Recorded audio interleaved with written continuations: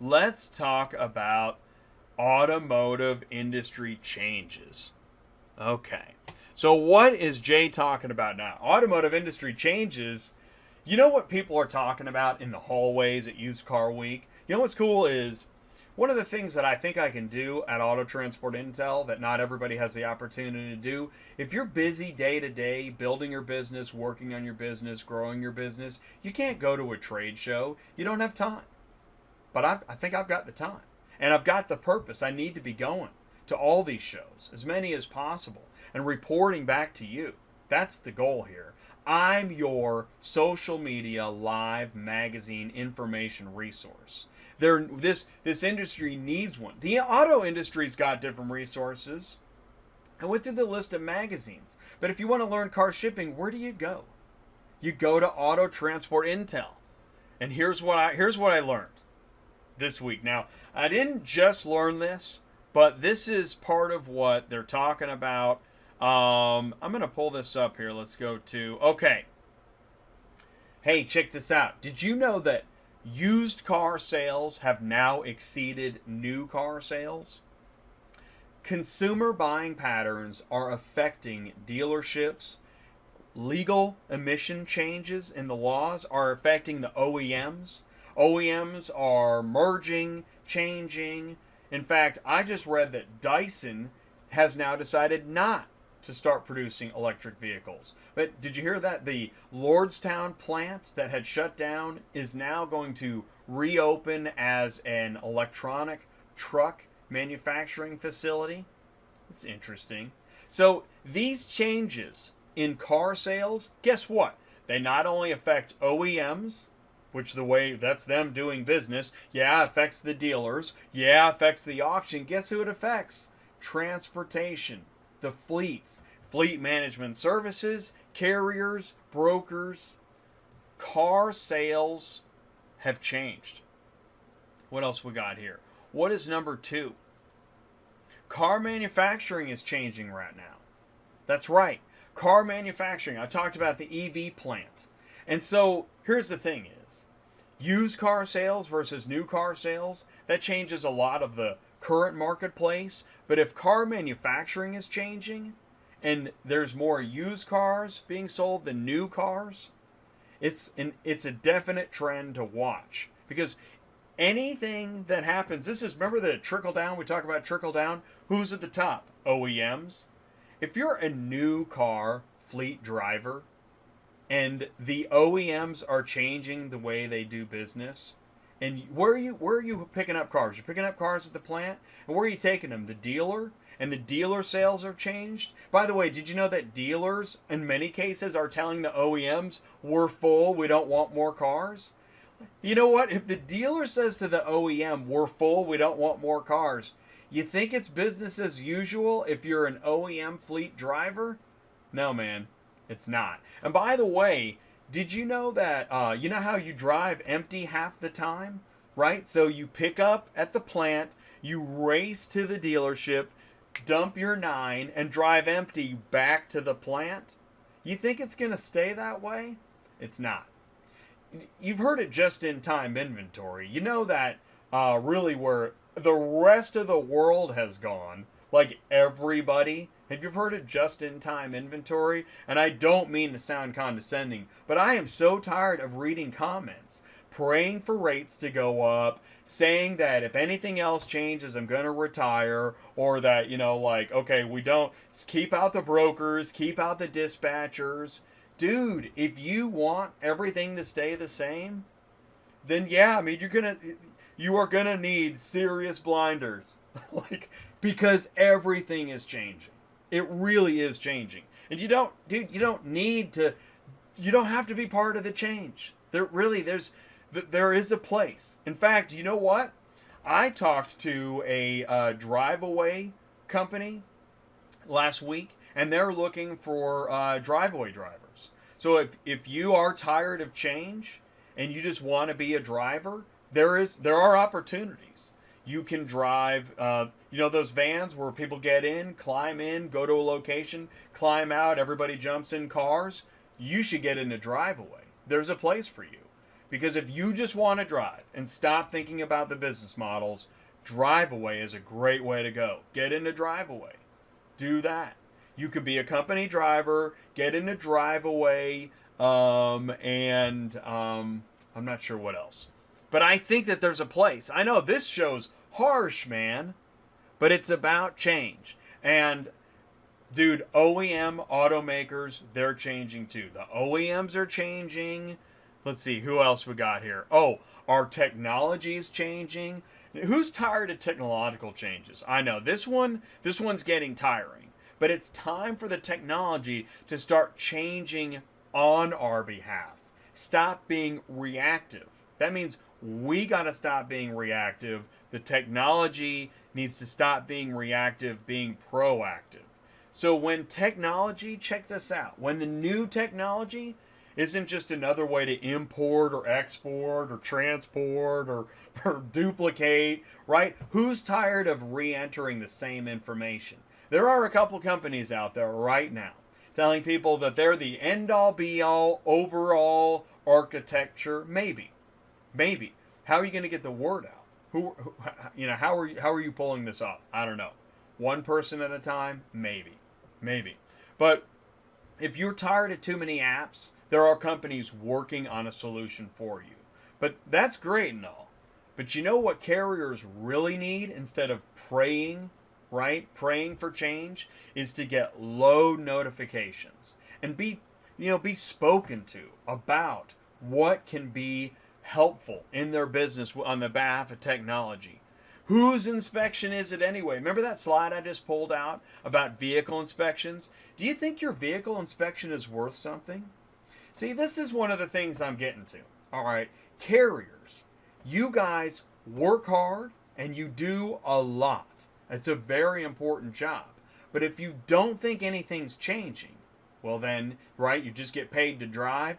That is not how it's going to work moving forward. It's not just driving. It's the skill sets that go into what you do, like your vehicle inspection. Your vehicle inspection is worthwhile information. And I see dealers and auctions talking about this, even OEMs moving forward. You're adding value as a carrier. The driving's the easy part, right? It's not easy. It's not. But the value you add as a logistics technician and the inspection that you do and the communication and the interfacing with the customer, why just be a driver? Remember that be best, be broker? No joke, right? So many guys tired of brokers posting cheap loads. Be the broker. Build your business. Maintain the relationship. Why do such a great job transporting the vehicle only to go pray for another load? Stop doing it. It doesn't make any sense. Now that technology is improving and you can use the technology to do more business, build more transactions. I know you can't use technology to drive faster. Goodness knows you can't drive faster with technology, but you can build more business. And I know that dispatcher that you hate or the broker or whatever, stop, man. Build your company. Use technology to build your business. That's the purpose of technology. You know, what's technology anyways? It's more tools in the toolbox. How many tools do you have in your toolbox? You don't just have a screwdriver and a hammer, do you? I don't think so, man. Build your toolbox. Use the technology. That's what the auctions are talking about. That's why everybody's talking about ACV. ACV is turning the auction on its head. Now, listen, you know this because physical auctions, and I'm telling you, I heard it. I sat in the room and I heard it. Anybody who works at a physical auction is reluctantly talking about stopping cars driving through the lanes. That's like the big no-no. Nobody wants to talk about cars not driving through the lanes anymore. But guess what? In 5 years, if you still see a car driving through the lane at the auction in 2025, send me an email. I don't even know if you'll have to email me. You'll just auto tweet or whatever it is. But I'm telling you, I don't think you're going to see cars driving through the lanes in 2025 under the name of safety. Even if safety is all you got, other than other business models, why drive it through the lane? Why? So you can hear it and see it and touch it and feel it and get the relationship of the bell ringer and the... Dude, I know, I get it. But things are changing fast, and ACV and digital auctions have started this process. Remember, how much time is it going to take? How much is it going to cost? And what's happening right now? Why would a dealership send the car to the auction, let it sit there, what is happening, let it go through the lane, what's happening, back to the lane, back to the dealership? How much time got lost? How much money got lost? And what is happening? Technology is letting dealerships take control. Oh, are you bored because you're a driver? Guess what? If the car's not leaving the dealership to go to the auction, that's a car that didn't need to get transported. You got to know these things. You got to know these things. Dealer to auction, less cars being transported. I know, it's not great, but it's really happening. Car not driving through the lane. I know, it's really happening. And it's not just ACV, there's many digital auctions. In fact, the physical auctions have their own dealer auctions. I mean, digital auctions. Did you know that? So even the physical auctions are doing digital auctions. So what are we going to do with the physical auctions? Well, the physical auctions are a great location for having marshaling yards or reconditioning facilities. Still think about it. If you're moving 10 million cars a year, you still have such a capacity, you need large locations. But here's something I learned. This is interesting. If it's a low mileage, high value vehicle and it's at a dealership and it needs to be sold, sell it on digital auction. Those are the easy ones to sell. If it's high mileage, lower value, and, older in year and has different aspects about it, features that are, scratches, additional information, those are the vehicles that are going to make it to the auction. So the auctions are going to become a location of more varied vehicles that need to be moved, okay? So auctions still have a place. I know. I didn't say that so great. It's okay. All right, that's okay, man. We're almost at 1 hour in. I knew this would take a while. Dealerships are going through changes. Man, I've talked about some of those changes.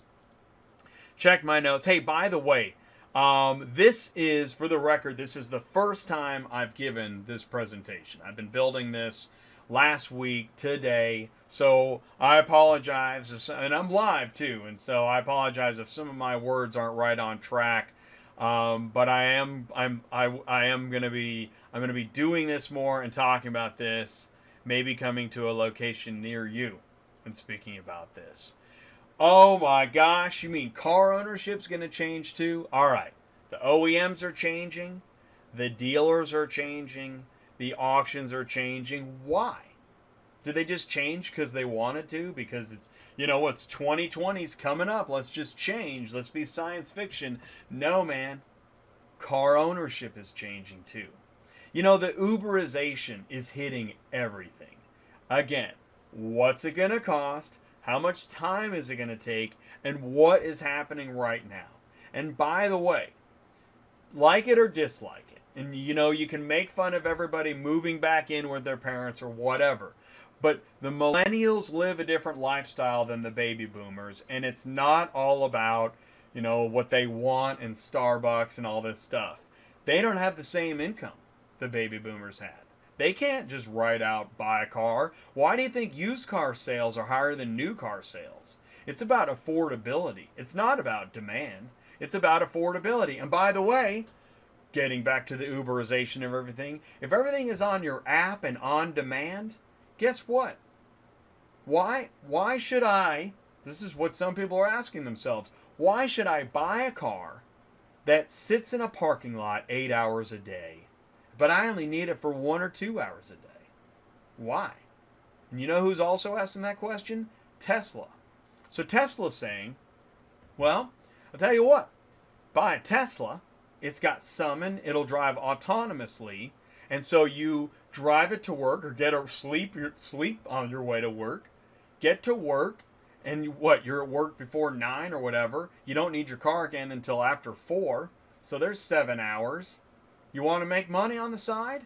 For 7 hours, you can use your Tesla to make money. Send it out, perform ride sharing, make another money, right? Make another money. Dude, that's crazy. That is what Tesla is talking about. It's users, consumers, buyers, and subscribers doing with their cars. And guess what happens if that's successful? Dude, everybody's going to want to do that with their car. Not everybody. Jeez. Not everybody's going to want to do that. I know. It's crazy. You peer into the future, it's like the abyss. It's freaky. But I'll tell you what, it's not just that. That's kind of a larger goal that's happening. But a lot of these OEMs and dealers are talking about car adoption in several stages. And autonomous is one of the stages. It's not the first or second stage, but car subscription, dude, car subscription. You can subscribe to a car like you can subscribe to Pandora. I know it sounds crazy. By the way, Jay, what does this have to do with car shipping? Oh, I don't know. You know, if the OEMs have changed the way they've done business, and the dealerships have changed the way they do business, and the auctions have changed the way they do business, guess how much that affects the car shipping business? Like, tremendously. Okay? And by the way, what happens if a carrier or broker realizes a new Uberized business model? What does that look like? Is that even possible? I don't know. I wonder it. But you know how we're going to find out? You remember how we keep praying that rates will go up, right? And we're praying that brokers will raise the rates. Who's in control?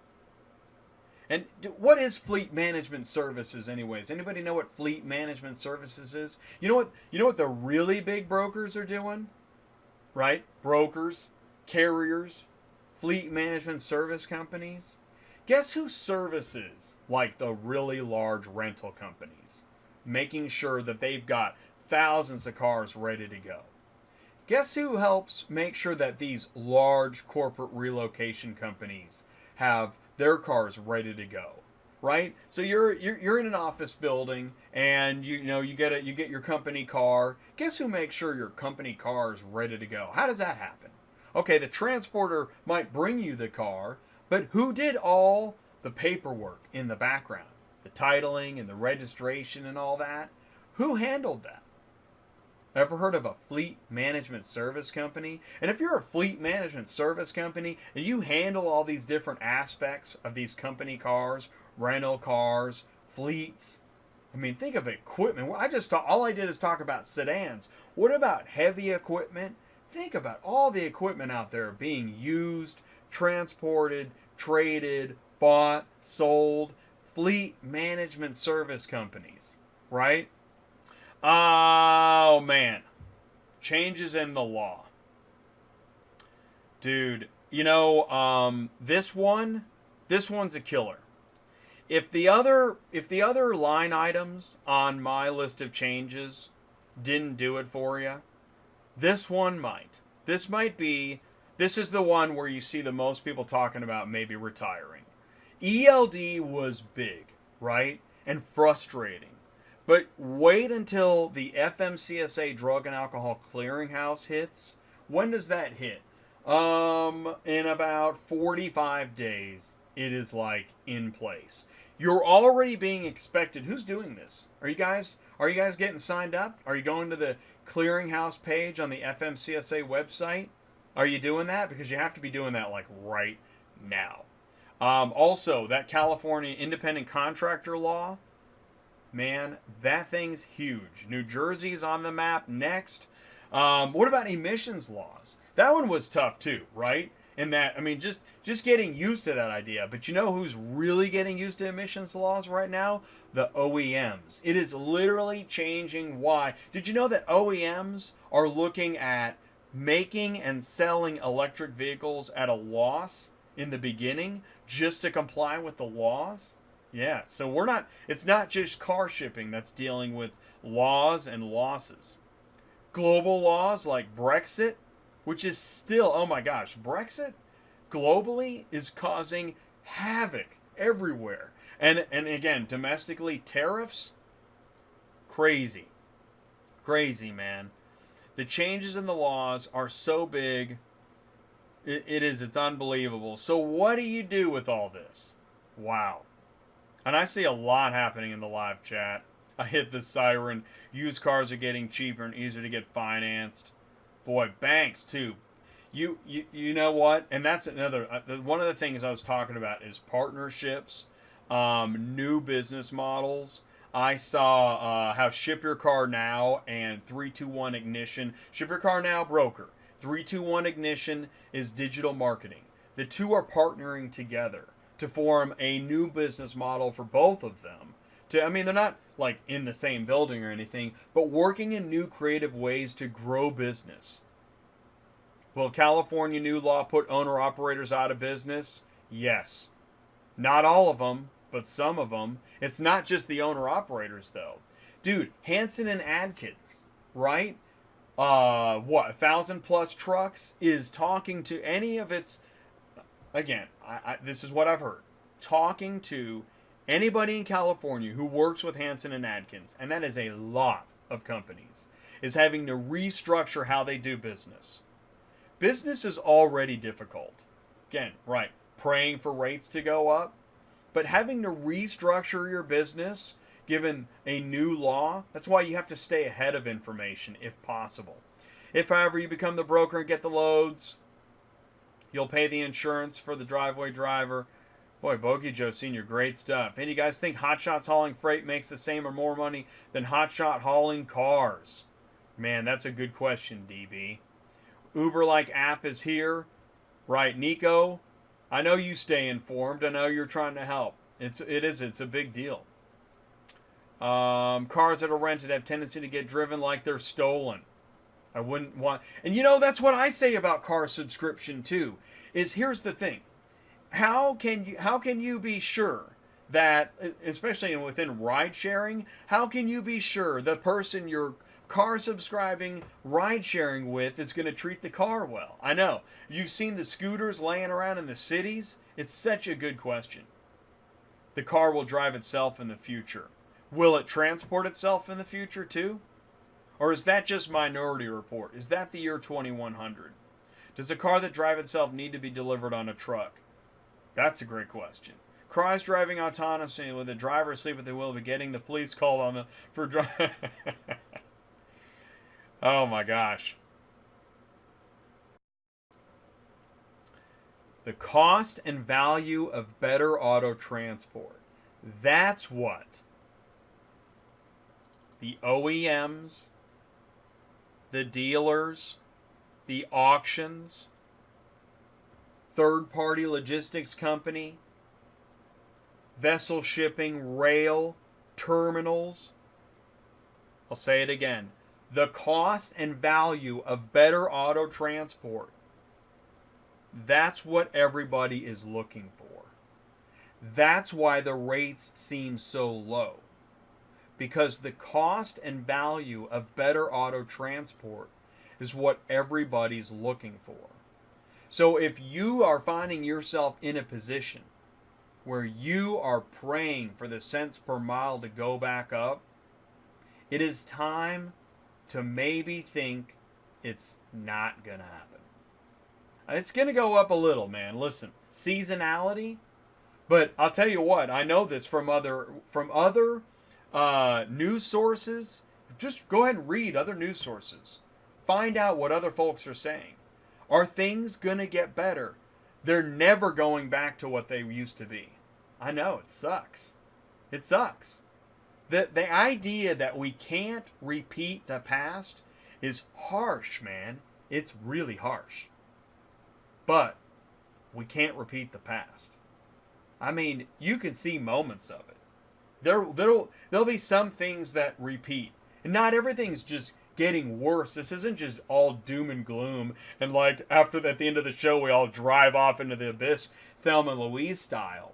But you remember that picture I showed like 100 years ago? Remember like horsewhip buggy companies and how they were like, the buggy whip's got to come back. Dude, seriously. Shipper, broker, fleet, carrier, dispatch, we're all seeing changes. We have to find ways to realize how the change can help us build a better business model. You know how you can use it? CRM, Loadboard, TMS mobile app. Use better technology to create what the OEM, the dealer, the auction, 3PL companies, the cost and value of better auto transport, that's what they're looking for. This is the Car Shipping Business Update. It's the cost and value of better auto transport. That's what companies are looking for. So Jay, what is the answer? Remember the questions? How much time is it going to take? What's it going to cost? What's happening now? And how do I know? Because you know this, every time you book a load, you get asked, how much time is it going to take? And it's not just every single car you book. It's what all the dealers are asking of all the cars that they get from the OEM or that they sell to the auction. How much time is it going to take? What's it going to cost? What's happening now, and how do I know? That's what everybody wants to know. And if you can capitalize on better information to answer those questions, to provide true cost and value of better auto transport, you can build a better business. Maybe you pivot. We all have to pivot from time to time. That's why this is not the same show I made 2.5 years ago. I'm not going back to doing dispatching shows, searching for loads, and praying for better rates. I have to pivot too. We all have to pivot and build a better business for tomorrow. And if that upsets somebody, so be it. That's what we have to do. That's what it requires to build a better business into the future. That's what every single person on this page is doing. And there is not a section on this page that isn't reevaluating how they do business and how to answer the questions. How much time is it going to take? What's it going to cost? What's happening now? And how do I know? If you're not asking those questions, you're not moving forward.